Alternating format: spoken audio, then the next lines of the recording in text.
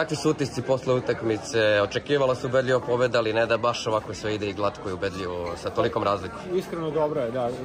Cilj je bio da se pobedi utakmicu, naravno, pre svega. Mi nismo imali tako dug period da se nešto igravamo, tako da pre svega smo zacrtali da pobedimo utakmicu, što smo i uspeli, drago mi je zbog toga. Ovdje je miks nekih mladih igrača i iskusnih igrača, s nekima igramo prvi put, tako da s te strane nije lako, ali mislim da smo se danas dobro pokazali i, kao što sam rekao, drago mi je pobedi.